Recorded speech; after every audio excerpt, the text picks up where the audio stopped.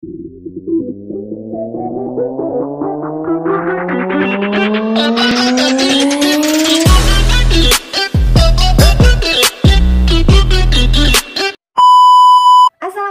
warahmatullahi wabarakatuh. Hello everyone, see you again with me in the English learning video. Nah, pada kesempatan kali ini saya akan berbagi sedikit mengenai akuntansi.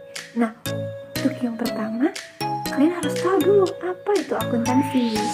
Nah, kita simak sedikit penjelasannya. Baik, akuntansi adalah suatu proses mencatat, mengklasifikasikan, meringkas, mengolah data, menyajikan data, transaksi, serta kejadian yang berhubungan dengan keuangan, sehingga dapat digunakan oleh orang yang menggunakannya dengan mudah dimengerti untuk pengambilan suatu keputusan serta tujuan lainnya. Nah, dalam bahasa asing, akuntansi juga memiliki arti, yaitu accounting, yang diterjemahkan ke dalam bahasa Indonesia adalah menghitung atau mempertanggungjawabkan. Nah, di dalam akuntansi juga terdapat yang namanya akun atau perkiraan. Kalau dalam bahasa Inggris itu disebut dengan account. Nah, jadi akun itu merupakan media akuntansi untuk mencatat transaksi keuangan yang mengakibatkan terjadinya perubahan aktiva, utang, modal, pendapatan, dan beban. Di dalam akuntansi terdapat pengelompokan akun-akun untuk mempermudah dalam proses pencatatannya loh teman-teman. Mari kita simak berikut videonya.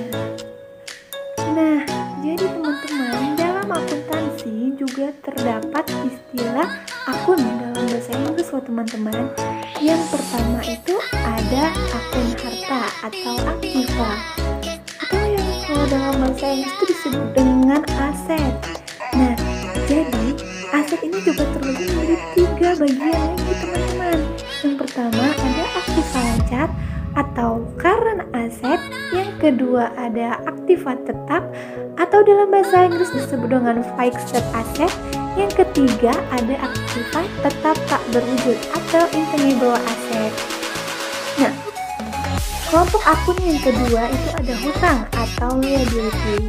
Nah, hutang ini juga terbagi menjadi 2 bagian loh teman-teman. Yang pertama itu ada hutang lancar atau current liability. Nah, di dalam current liability itu yang terdapat dalam pengelompokannya itu ada hutang dagang atau account payable, yang kedua ada hutang bank atau bank payable, yang ketiga ada hutang beban atau dalam bahasa Inggris disebut dengan expense payable, dan sebagainya. Nah, kelompok akun hutang yang kedua itu ada hutang jangka panjang atau dalam bahasa Inggris disebut dengan long term payable. Long term payable. Nah, pengelompokan akun yang ketiga yaitu ada modal atau dalam bahasa Inggris disebut dengan equity. Equity. Nah, jadi teman-teman, kelompok akun yang keempat itu ada pendapatan atau kalau dalam bahasa Inggris itu disebut dengan income atau revenue. Jadi yang tergolong ke dalam akun pendapatan yaitu yang pertama ada pendapatan jasa atau dalam bahasa Inggris disebut dengan service revenue, yang kedua ada penjualan atau sales, yang ketiga ada retur penjualan atau sales retur, dan sebagainya.